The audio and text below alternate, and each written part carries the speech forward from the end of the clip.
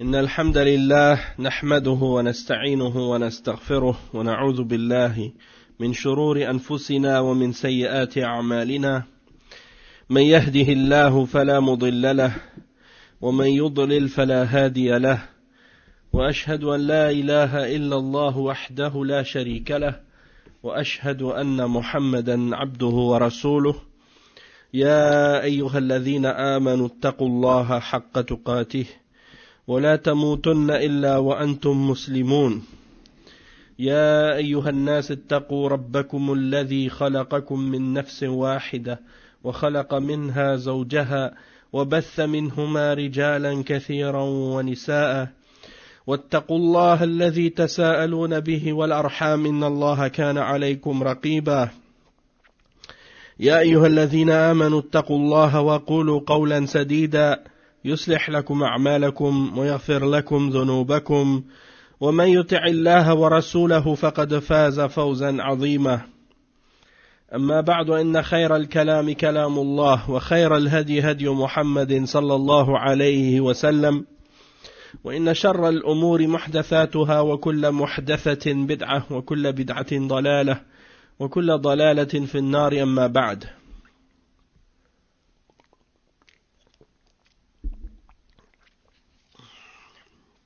On commence aujourd'hui le cours numéro 8 dans la lecture du livre Al-Fusul fi Sirat al-Rasul sallallahu alayhi wa sallam, écrit par Al-Hafiz Ibn Kathir rahimahullah ta'ala, celui qui a écrit Tafsir al-Qur'an al-Azim.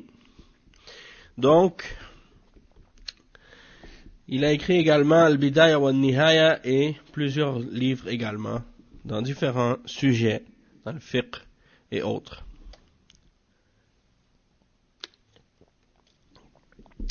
Donc, Al-Hafiz Ibn Kathir, en passant, c'était un des élèves de Cheikh al-Islam Ibn Taymiyyah et de l'imam Ibn al-Qayyim et également de Al-Mizzi, un des grands savants de hadith de l'époque. Naam, donc, ça fait partie des ulama salafiyin. Il fait partie des ulama salafiyin, des ulama qui suivaient la salafiyya, dans la aqida et dans le manhaj. Naam, donc on continue à ce sujet dans le chapitre Faslun Ghazwatu Badrin al-Kubra. Ghazwatu Badrin al-Kubra. Donc la grande bataille de Badr.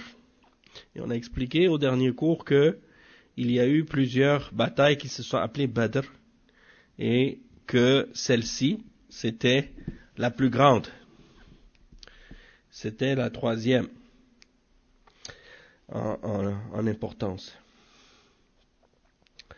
Donc, non, donc c'est ça. J'ai une liste là, peut-être que je vais la poster sur Twitter aussi.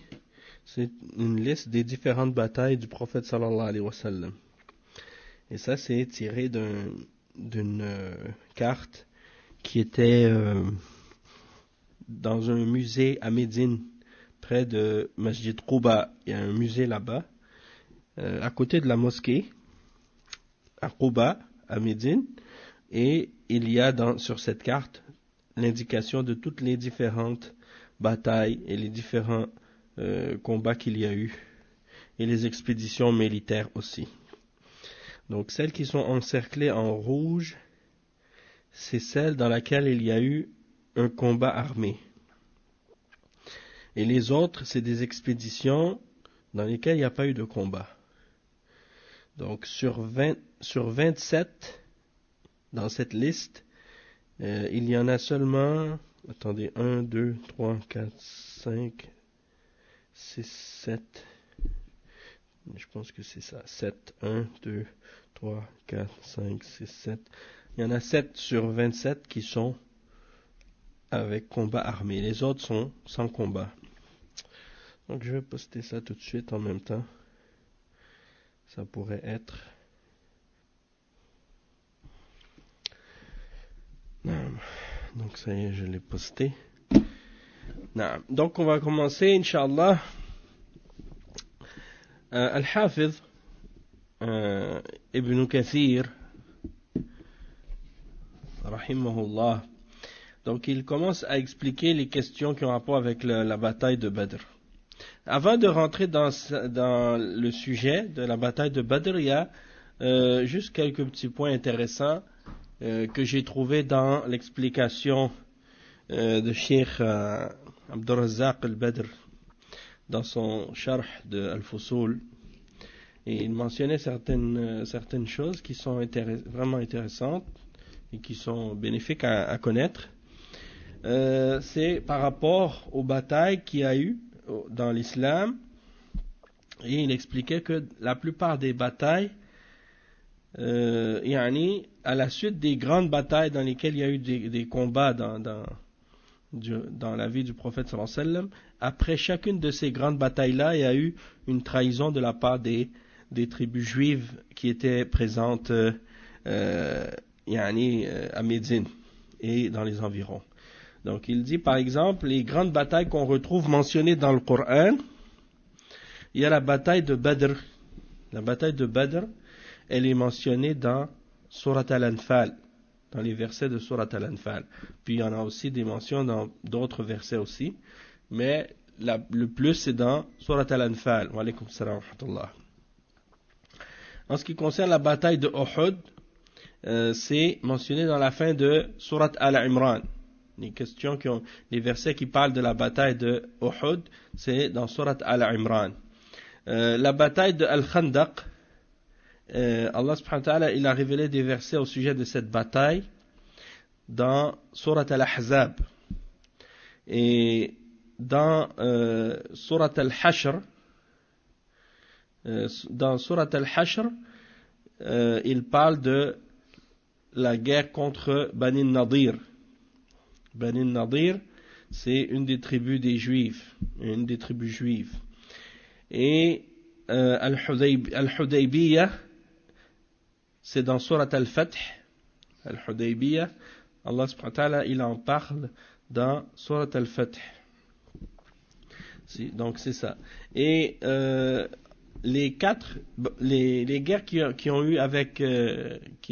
le prophète sallallahu alayhi wa sallam a eu contre les Juifs, c'était après chacune des grandes batailles, parce que les Juifs faisaient des ententes de paix avec le prophète sallallahu alayhi wa sallam. Puis quand ils voyaient que les musulmans étaient en guerre contre les mouchriquins et qu'ils étaient en une situation, ils étaient, disons, occupés par le combat avec les mouchriquins, eux ils en profitaient pour briser leur entente, puis faire des problèmes aux musulmans et s'allier avec les mouchriquins. Donc ils ne respectaient jamais leur entente. Et l'exemple de ça, c'est qu'après la bataille de Badr, la tribu qu'on appelle Bani Qaynuqa, c'est eux qui ont brisé leur entente, et le prophète sallallahu alayhi wa sallam a donc combattu la tribu de Bani Qaynuqa après la bataille de Badr. Après la bataille de Uhud, c'est Bani Nadir qui a brisé son entente avec le prophète sallallahu alayhi wa sallam. Et dans la bataille de Al-Khandaq, c'est Bani Qurayza qui a brisé son entente avec le prophète sallallahu alayhi wa sallam. Puis dans Al-Hudaybiyah, c'est les Juifs de Khaybar. Donc c'est pour dire que à chaque fois les Juifs brisaient leur entente avec le prophète sallallahu alayhi wa sallam. Donc ayant dit ça, maintenant on va commencer à expliquer certaines choses à propos de Ghazwat Badr, la bataille de Badr. La bataille de Badr, elle a eu lieu pendant le mois de Ramadan. Et l'imam Ibn Kathir il dit وَنَذْكُرْ فِيهِ مُلَخَّصُ وَقْعَةِ بَدْرٍ الثَّانِيَةِ. Donc certains disent que c'était la deuxième bataille de Badr. La première bataille de Badr, on l'a mentionné dans les cours précédents, c'était celle qu'on appelle, si je ne me trompe pas ici parce que j'avais mentionné, Naam, la bataille, il dit ثم خرج بعدها بنحو من 10 أيام إلى بدر الأولى وذلك أن كرز ابن جابر الفهري. Donc c'est ça, j'avais parlé de cette bataille-là avec Kurz ibn Jabir al-Fahri. Il n'y a pas eu de bataille, mais disons qu'il y avait une expédition. Et les musulmans sont sortis sous l'ordre du prophète sallallahu alayhi wa sallam dans cette bataille-là. ou cette expédition-là. Donc, ça c'était la première, et la deuxième c'est celle-ci. Et il y en a qui disent même que c'est la troisième. Bon. On appelle Badr aussi Yawm al-Furqan. Allah subhanahu wa ta'ala, il l'a nommé dans Surat al-Anfal, Yawm al-Furqan. Yawm al-Furqan, Yawm al-Taqa al-Jam'an. Je ne sais pas si c'est aussi dans Surat al-Imran. Attends, laisse-moi juste vérifier. Parce que des fois j'oublie, subhanallah. Yawm al-Taqa al-Jam'an. Yawm al-Furqan, c'est dans Surat al-Anfal. Yawm al-Furqan, c'est dans Surat al-Anfal. Mais Yawm al-Taqa al-Jam'an, c'est mentionné dans Al-Imran et Al-Anfal. Donc, on l'appelle Yawm al-Furqan. Al-Furqan, ça veut dire le discernement, la distinction. Le jour où Allah subhanahu wa ta'ala a discerné entre la vérité et le faux, entre la foi et la mécréance. C'est lors de cette bataille. C'est là que la vérité a été tranchée et que la foi a été apparente. À partir de ce jour-là, les musulmans, ils se sont imposés. Et donc, il dit وَهِيَ الْوَقْعَةُ الْعَظِيمَةُ الَّتِي فَرَّقَ اللَّهُ فِيهَا بَيْنَ الْحَقِّ وَالْبَاطِلِ وَأَعَزَّ الْإِسْلَامَ وَدَمَغَ الْكُفْرَ وَأَهْلَهُ. Donc c'est la bataille, la grande bataille dans laquelle Allah a séparé et distingué entre la vérité et le faux. Et il a honoré l'islam et donné la puissance à l'islam. Et il a écrasé la mécréance et ses alliés et ses adeptes. Il dit وَذَلِكَ أَنَّهُ لَمَّا كَانَ رَمَضَانَ مِنْ هذه السنة الثانية بلغ رسول الله صلى الله عليه وسلم أن عيرا مقبلة من الشام صحبة أبي سفيان صخر بن حرب في 30 أو 40 رجلا من قريش وهي عير عظيمة تحمل أموالا جزيلة لقريش.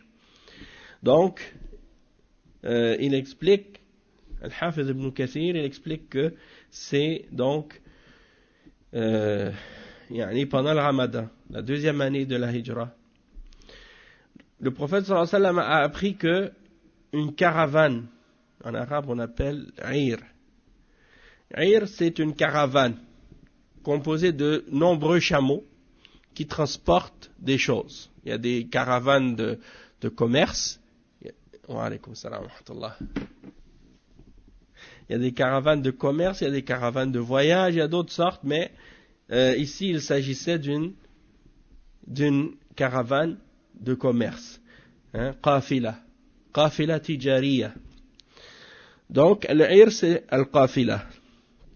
Et donc il a appris qu'il y avait une caravane qui revenait de la Syrie et qui s'en allait vers la Mecque, conduite par Abu Sufyan.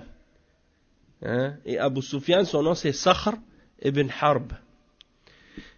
Et on sait que à ce moment-là il n'était pas musulman, mais qu'à la fin, à la conquête de la Mecque, il s'est converti à l'islam par la suite. Donc il est devenu musulman. Mais à ce moment-là, il n'était pas musulman. Et cette caravane qui revenait en fait de la Syrie, c'est la même caravane que le prophète sallallahu alayhi wa sallam avait tenté d'intercepter dans la bataille ou dans l'expédition qu'on appelle Ghazwatul Ushayra. Ou bien on dit Al-Ushayra.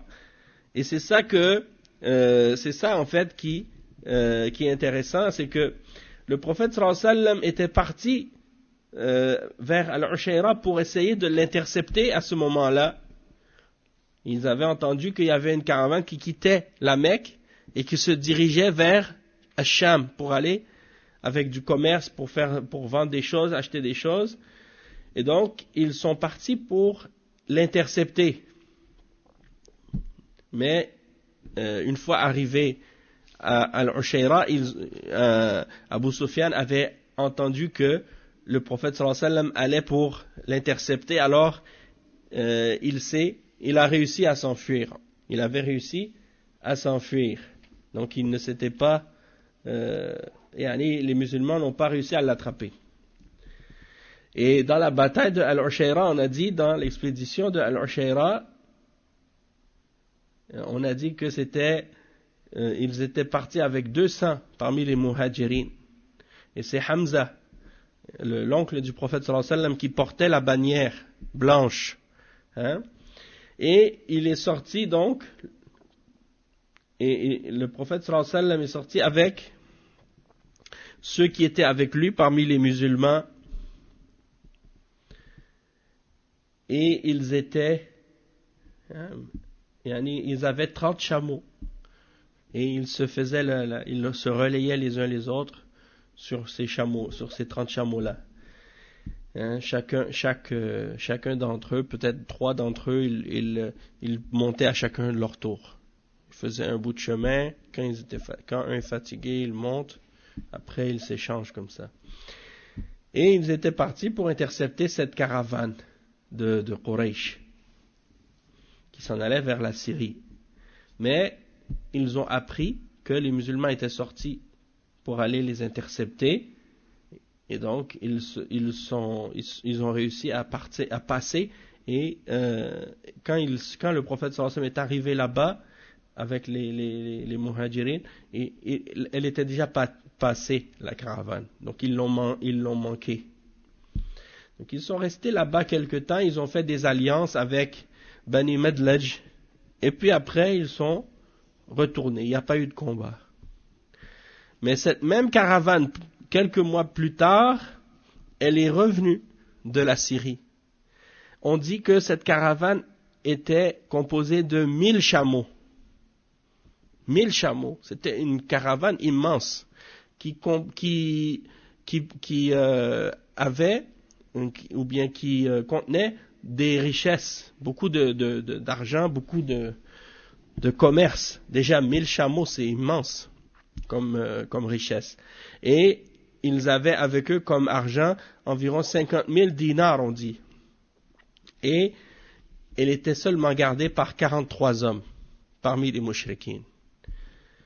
Et parmi eux, Makhrama ibn Nawfil et Amr ibn al-As. Donc ça c'est le contexte de ce qui s'est passé. Et lorsque le prophète sallallahu alayhi wa sallam a entendu que cette caravane, elle approchait de la Syrie, elle venait, donc on sait que la Syrie c'est au nord de Médine, et Médine est au nord de la Mecque, donc pour aller vers la Mecque, ils doivent passer près de Médine, le chemin qu'ils prenaient c'est le chemin de Badr. Mais bon, on va continuer à expliquer le contexte et qu'est-ce qui s'est passé par rapport à cette caravane-là.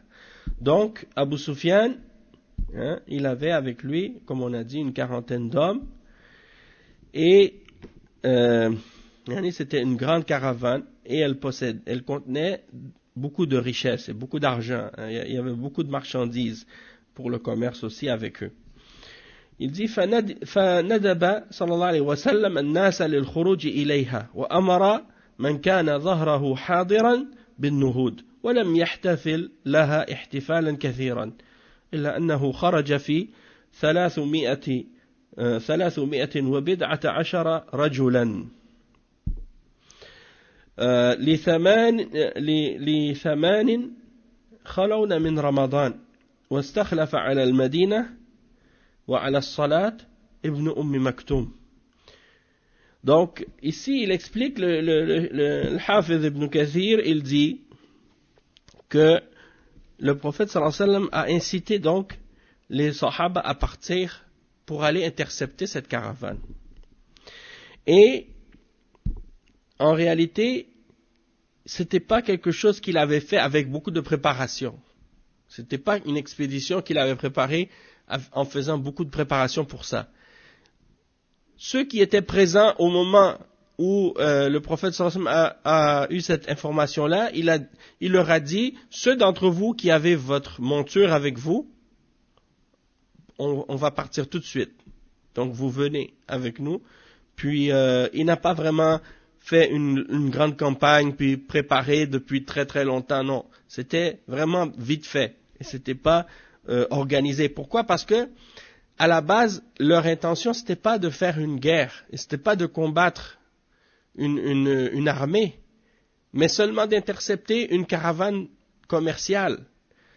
Donc, c'était pas à la base, l'intention c'était pas d'aller affronter une armée. Sauf que, il y a des choses qui se sont passées qui ont fait que c'est pas ça, c'est ce que le prophète sallallahu alayhi wa sallam avait au départ l'intention de faire, c'est pas ça ce qui s'est produit.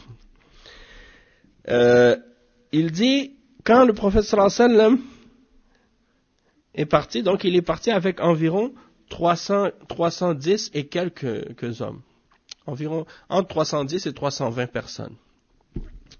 Et il dit qu'ils n'ont pas fait donc de grosses préparations. Celui qui avait sa monture avec lui, il leur a dit de venir. Ceux qui avaient leur monture, il leur a dit de venir.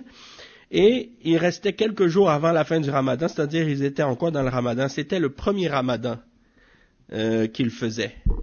Hein? C'était le premier, parce que c'est dans la 2e année de la hijra. Donc c'était le premier ramadan qu'ils faisaient. Et le prophète sallallahu alayhi wa sallam a laissé en son absence comme responsable Ibn Maktoum, et c'est lui qui dirigeait la prière. Puis il dit فَلَمَّا كَانَ بِالرَّوْحَى رَدَّ أَبَا لُبَابَةَ ابن عبد المنذر واستعمله على المدينة. Donc, quand il est arrivé dans un endroit qu'on appelle Ar-Rawha, il a renvoyé Abu Lubaba pour s'occuper de Médine à sa place, parce que Ibn Maktoum, c'est un bon musulman, c'est un grand musulman connu, mais il est aveugle. Donc, le prophète sallallahu alayhi wa sallam a envoyé Abu Lubaba pour gérer la ville en son absence. Hein? Et qu'est-ce qui est arrivé ensuite? Il dit ولم يكن معه من الخيل سوى فرس الزبير وفرس المقداد ابن الأسود الكندي ومن الإبل 70 بعيرا يتعقب الرجلان والثلاثة فأكثر على البعير الواحد فرسول الله صلى الله عليه وسلم وعلي ومرثد ابن أبي مرثد الغنوي يتعقبون بعيرا وزيد بن حارثة وأنسة وأبو كبشة وموالي رسول الله صلى الله عليه وسلم وحمزة يتعقبون جملا وأبو بكر وعمر وعبد الرحمن بن عوف على جمل آخر وهلم جرة. Donc, qu'est-ce qu'ils ont fait? Ils avaient 2 chevals, le cheval de Az-Zubayr et le cheval de Al-Miqdad. C'est les 2 seuls qui avaient, parmi les Sahaba, un cheval. Et ensuite, il y avait 70 chameaux. Hein, les Sahaba, ils avaient avec eux 70 chameaux pour 300 personnes. Ça veut dire qu'est-ce qu'ils faisaient? Ils s'échangeaient chacun leur tour le chameau. 2 ou 3 d'entre eux, ils faisaient le relais. Hein, chacun leur tour, ils montaient. Ils marchaient un bout du chemin, puis ensuite, il y en a un d'entre eux qui montait, puis quand l'autre était fatigué, il montait à sa place, et ainsi de suite. Et donc ils disent que par exemple, le messager d'Allah sallallahu alayhi wa sallam, il partageait un chameau avec Ali et Marthad ibn Abi Marthad al-Ghanawi. Et donc il s'échangeait avec eux, les 3. Il y a même une narration qui mentionne que à un certain moment donné, lorsqu'ils étaient en train d'avancer justement ils marchaient et ils sont arrivés au moment où c'était le tour, hein, parce que le prophète sallallahu alayhi wa sallam il était sur le chameau, et là il devait descendre pour laisser sa place à un des 2 qui échangeait avec lui. Puis il dit وَلَمَّا كَانَتْ عَقْبَةُ رَسُولِ اللَّهِ صلى الله عليه وسلم قال, يعني les 2 autres ils ont dit au prophète sallallahu alayhi wa sallam نحن نمشي عنك C'est-à-dire, au lieu que tu descendes, toi tu peux rester sur le chameau, nous on va marcher à ta place. Et le messager d'Allah sallallahu alayhi wa sallam, il a refusé. Hein? Il a dit, Ma antuma bi aqwa minni, wala ana bi aghna anil ajri minkuma. Akhrajahu Ahmad. C'est-à-dire, il a dit, vous deux, vous n'êtes pas plus forts que moi, et en même temps aussi, disons que je veux autant que vous la récompense, de marcher, fi sabilillah. Donc, en voulant dire, yani, je suis fort, je suis pas faible pour que vous devez me laisser votre place, puis en même temps aussi, je suis autant méritant que vous d'avoir aussi de la récompense de marcher dans le sentier d'Allah. Donc ça c'est l'exemple du prophète sallallahu alayhi wa sallam et de sa modestie aussi, et du fait que il voulait pas dire laisser les gens marcher puis que lui il monte. Non, lui aussi il marchait alors que les autres étaient sur le chameau. Et ça c'est un exemple de la modestie du prophète sallallahu alayhi wa sallam et du bon comportement. Et également, il y avait d'autres sahaba qui se relayaient d'autres chameaux, comme par exemple les servants du prophète sallallahu alayhi wa sallam, comme Zayd et Anasa et Abu Kabsha, et également Hamza avec eux, et aussi Abu Bakr et Omar et Abdurrahman ibn Auf. Eux, ils étaient sur un autre chameau, et ainsi de suite. Il dit ودفع اللواء إلى مصعب بن عمير والراية الواحدة إلى علي بن أبي طالب والراية الأخرى إلى رجل من الأنصار وكانت راية الأنصار بيد سعد بن معاذ وجعل على الساقة قيس بن أبي صعصعة وسار صلى الله عليه وسلم فلما قرب من الصفراء يعني وادي الصفراء بعث بسبس ابن عمرو الجهني وهو حليف بني ساعدة وعدي بن أبي الزغباء الجهني حليف بني النجار إلى بدر يتحسسان أخبار العير. Donc il explique que le prophète sallallahu alayhi wa sallam, il a distribué les bannières, parce que dans la guerre il y avait toujours des bannières, et les gens qui sont à la tête des différents régiments de l'armée ou du groupe, du groupe de combattants, il y avait Mus'ab ibn Umair qui avait la bannière blanche, et il y avait d'autres groupes également, le groupe des Muhajirin et le groupe des Ansar. Le groupe des Muhajirin, c'est Ali ibn Abi Talib radiyallahu anhu qui avait cette bannière-là, et l'autre bannière, celle des Ansar, c'était tenue par Sa'd ibn Mu'adh. Et il dit ensuite, à l'arrière-garde de l'armée, il y avait Qais ibn Abi Sa'sa'a, c'est lui qui était à l'arrière de l'armée ou du régiment. Puis il dit, lorsque le prophète sallallahu alayhi wa sallam est arrivé à un endroit qui s'appelle Wadi as-Safra, qui est environ à 50 km, eh bien il a envoyé deux hommes, Basbas ibn Amr al-Juhani et un autre qui s'appelle Adi ibn Abi Zarba, et il les a envoyés en éclaireur pour vérifier les nouvelles de la caravane, pour voir, comme en espionnage, pour aller voir qu'est-ce qui se passe avec la caravane, est-ce qu'elle approche, est-ce qu'elle s'en vient, et ainsi de suite.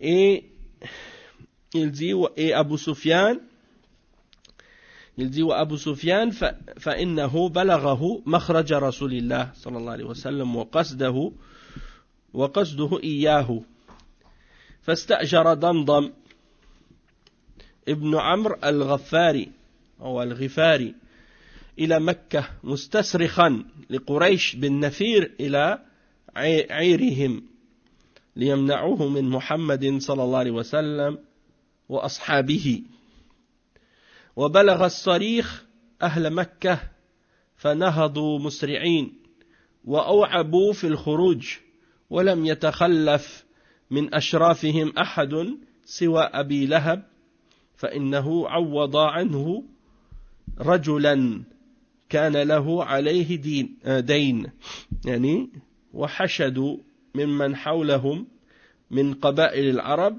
ولم يتخلف عنهم أحد من بطون قريش إلا بني عدي فلم يخرج معهم أحد.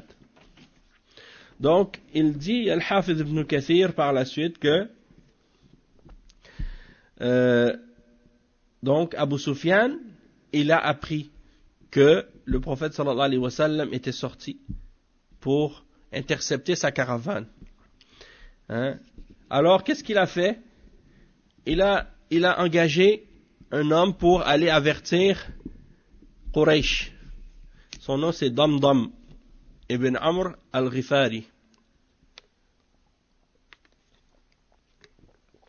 Et il l'a envoyé jusqu'à Mecca pour aller avertir Quraysh et les appeler et leur dire de se dépêcher pour venir protéger et défendre leur caravane pour empêcher Mohammed sallallahu alayhi wa sallam et ses compagnons de l'atteindre.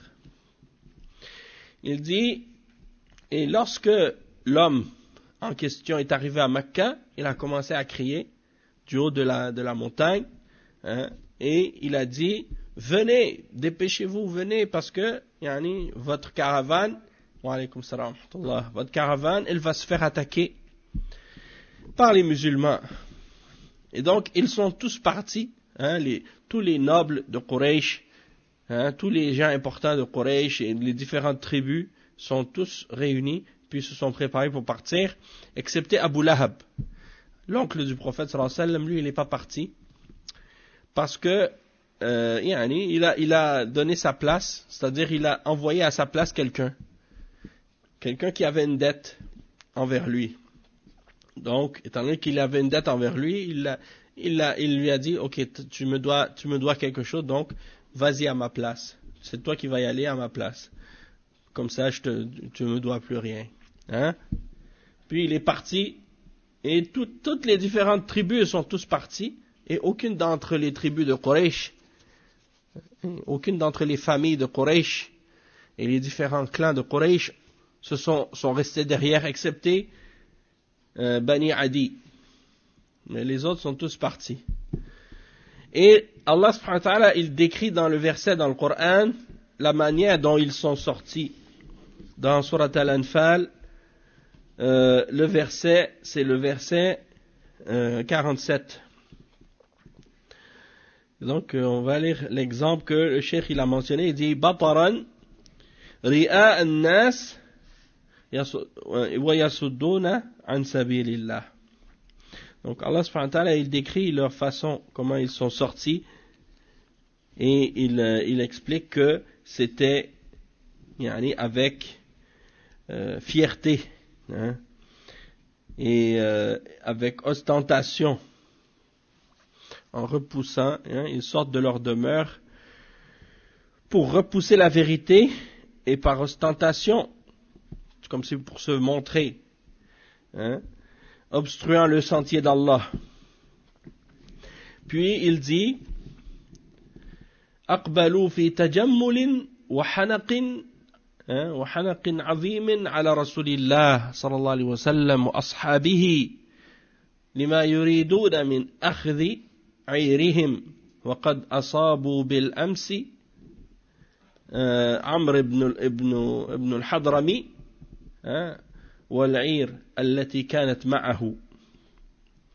Donc il dit que ils ont mis toutes leurs décorations et toutes leurs habits militaires et tout, et ils sont sortis donc avec plein de avec tous leurs attroupements et toutes leurs affaires pour rencontrer le prophète sallallahu alayhi wa sallam et ses compagnons.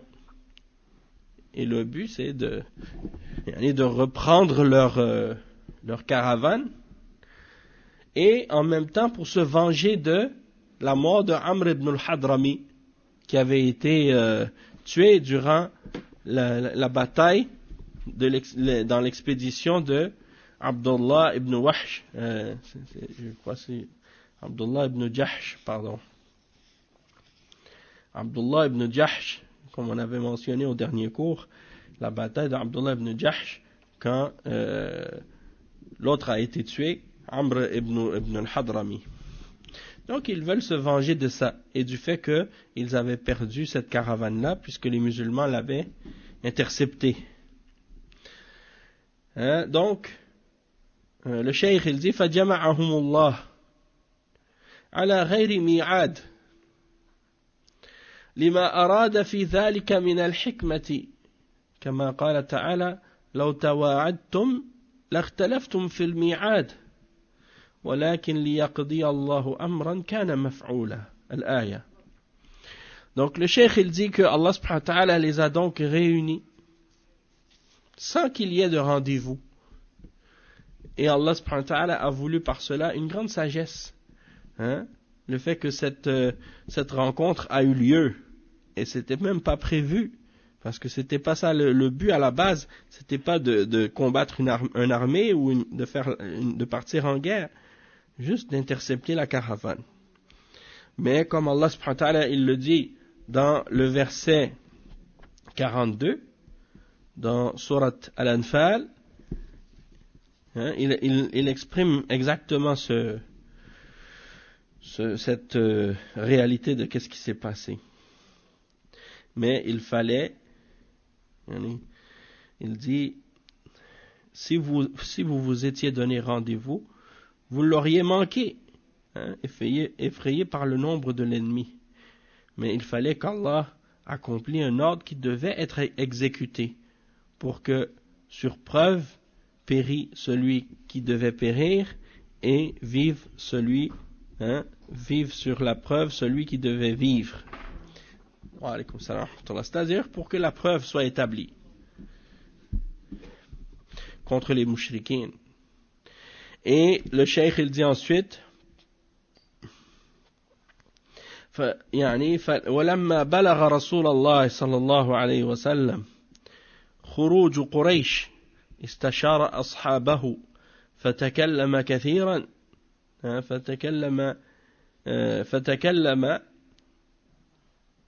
كثيرا من المهاجرين فأحسنوا ثم استشارهم وهو يريد بما يقول الأنصار فبادر سعد بن معاذ رضي الله عنه فقال يا رسول الله كأنك تعرض بنا فوالله يا رسول الله لو استعرضت بنا البحر لخذنا معك فسر بنا يا رسول الله على بركة الله فسر صلى الله عليه وسلم بذلك وقال سيروا وأبشروا فإن الله قد وعدني إحدى الطائفتين. Donc le Hafiz ibn Kathir rahimahullah il dit que lorsque le prophète sallallahu alayhi wa sallam est arrivé, c'est-à-dire il a entendu, il lui est parvenu que Quraysh était sorti pour rencontrer le prophète sallallahu alayhi wa sallam et pour combattre, pour défendre la caravane, il a demandé conseil à ses compagnons et il a parlé aux muhajirin pour les inciter, et ils ont accepté, ils ont eu une bonne réaction. Puis par la suite, il a pris le conseil des Ansar, il a demandé aux Ansar, et il leur a parlé pour les inciter également, et il s'adressait aux Ansar en particulier. Pourquoi? Parce que, comme on l'avait expliqué dans les cours précédents, il n'avait pas comme comme les muhajirin, ils n'avaient pas prêté allégeance pour le combat contre Quraysh, contre les mouchriquins. Ils avaient prêté allégeance pour protéger le prophète sallallahu alayhi wa sallam et le défendre s'ils attaquaient Médine, mais pas pour sortir contre les mouchriquins. Et donc ici, lorsque le prophète sallallahu alayhi wa sallam s'est adressé à eux, hein, et il a parlé aux Ansar en particulier, il les a incités, et après, Sa'd ibn Mu'adh, qui était le chef des Ansar, il a dit, ô messager d'Allah, comme si tu t'adressais à nous, hein, et il a dit, par Allah, ô messager d'Allah, si tu nous demandais de partir avec toi dans la mer, hein, pour combattre, eh bien, on serait parti avec toi. Et le prophète sallallahu alayhi wa sallam a été réjoui de ça. Hein? Ils ont dit, nous marcherons avec toi, ô messager d'Allah, par la bénédiction d'Allah. Et donc, le prophète sallallahu alayhi wa sallam a été réjoui de cela, et il a dit donc, avancez, hein? Wa alaykum assalam wa rahmatullah. Il a dit donc, partons et réjouissez-vous, car Allah m'a promis un des deux groupes. Un des deux groupes, c'est-à-dire soit, yani, la caravane de Abi Sufyan, ou bien l'armée de Quraysh, un des deux groupes. Et à ce moment-là, bien entendu, les musulmans souhaitaient que ce soit pas Quraysh, yani, que ce soit pas Quraysh qu'ils rencontrent, mais que ce soit plutôt la caravane, hein, la caravane de Abi Sufyan, parce que c'est plus facile. Si c'est la caravane, il n'y a pas de combat. Ils vont juste prendre la caravane et c'est fini.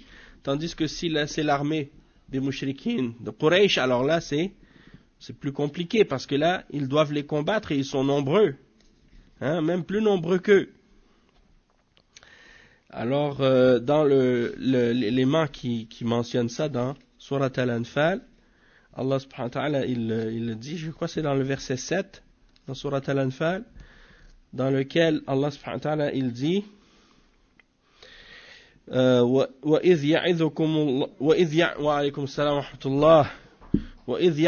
اللَّهُ إِحْدَى الطَّائِفَتَيْنِ أَنَّهَا لَكُمْ وَتَوَدُّونَ أَنَّ غَيْرَ ذَاتِ الشَّوْكَةِ تَكُونُ لَكُمْ وَيُرِيدُ اللَّهُ أَنْ يُحِقَّ الْحَقَّ بِكَلِمَاتِهِ وَيَقْطَعَ دَابِرَ الْكَافِرِينَ لِيُحِقَّ الْحَقَّ وَيُبْطِلَ الْبَاطِلَ وَلَوْ كَرِهَ الْمُجْرِمُونَ.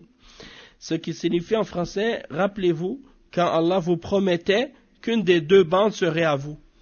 Une des deux bandes, c'est-à-dire soit la caravane de Quraysh, ou, pas la caravane de Quraysh, soit la caravane de Abi Sufyan, ben c'est la caravane de Quraysh aussi, ou bien l'armée. L'autre groupe, c'est l'armée qui se dirigeait, hein, de Ash-Sham, qui s'en allait vers Makkah.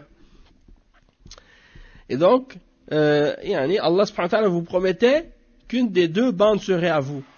Il dit, vous désiriez vous emparer de celle qui était sans armes, la caravane de Abi Sufyan, alors qu'Allah voulait par sa parole faire triompher la vérité et anéantir les mécréants jusqu'au dernier. Donc ici on voit que Allah subhanahu wa ta'ala, il avait planifié autrement.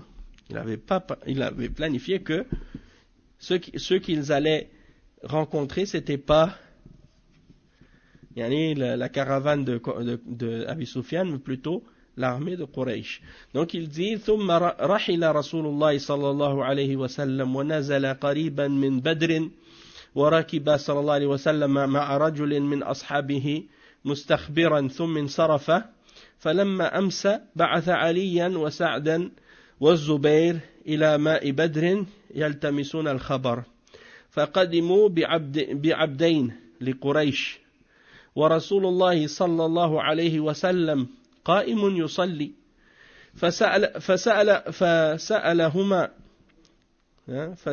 فسألهما أصحابه لمن أنتما فقال نحن سقاة لقريش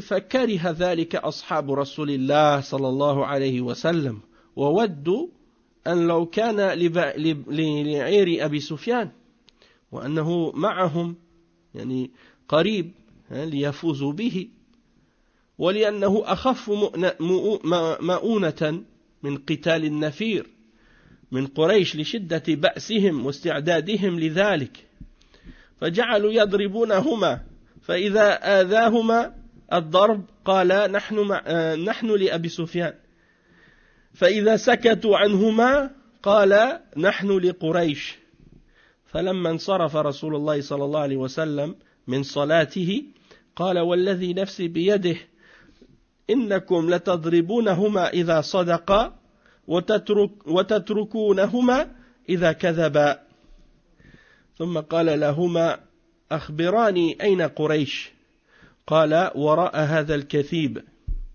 قال كم القوم قال لا علم لنا قال كم ينحرون كل يوم فقالوا يوما 10 ويوما 9 فقال صلى الله عليه وسلم القوم ما بين 900 إلى 1000 ما بين 900 إلى 1000.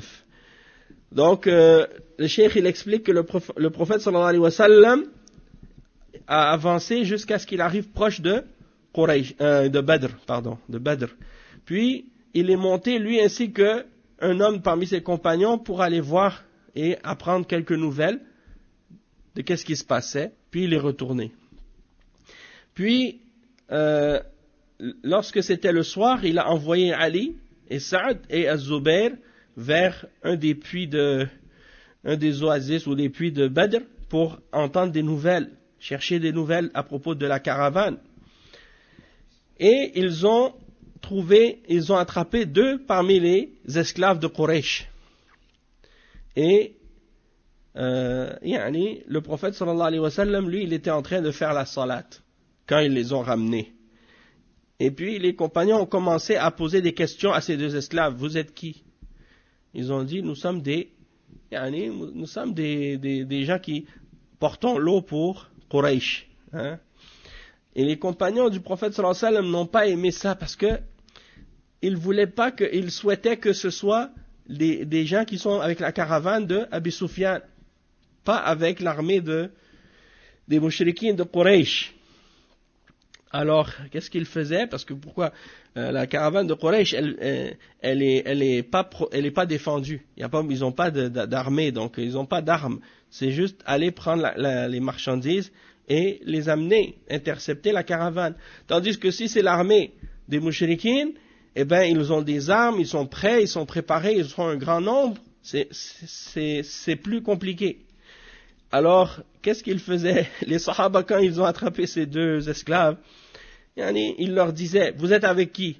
Et quand ils disaient, nous sommes avec Quraysh, ils les frappaient. Puis, quand ils les laissaient, ils disaient, on est avec quand ils les frappaient, ils disaient, on est avec Abi Sufyan. Et quand ils disaient qu'ils sont avec Quraysh, ils les frappaient. Alors, quand le prophète sallallahu alayhi wa sallam a terminé sa prière, il leur a dit, par celui qui tient mon âme en sa main, quand ils disent la vérité, vous les frappez, et quand ils mentent, vous les laissez. Parce qu'il voulait que ce soit les gens qui sont avec la caravane de Abi Sufyan. Alors, le prophète sallallahu alayhi wa sallam, il leur a posé les questions. Il leur a dit, donc, où est Quraysh? Il leur a dit, où est Quraysh? Il dit, derrière les dunes. Ils ont dit, le prophète sallallahu alayhi wa sallam a dit, ils sont combien? Ils ont répondu, on ne sait pas. Le prophète sallallahu alayhi wa sallam leur a posé la question, ils égorgent combien de chameaux chaque jour? Ils ont répondu, 10, un jour 10, un jour 9. Parce qu'il faut qu'ils nourrissent, il faut qu'ils mangent. Donc à chaque jour, ils égorgent. Wa alaykum salam wa rahmatullah. À chaque jour, ils égorgent un nombre de chameaux pour manger. Et les 2 esclaves ont dit, ils égorgent 9 à 10 chameaux tous les jours. Alors, le prophète sallallahu alayhi wa sallam, il a dit, ils sont entre 900 et 1000. Il a compris, le prophète sallallahu alayhi wa sallam, à peu près leur nombre, par le nombre de chameaux qu'ils égorgeaient chaque jour. Donc, nous, on va s'arrêter ici pour aujourd'hui. On continuera l'explication de la suite de la bataille de Badr au prochain cours, Inch'Allah, la semaine prochaine. سبحانك اللهم وبحمدك أشهد أن لا إله إلا أنت أستغفرك وأتوب إليك وصلى الله وسلم على نبينا محمد وعلى آله وصحبه أجمعين والسلام عليكم ورحمة الله وبركاته.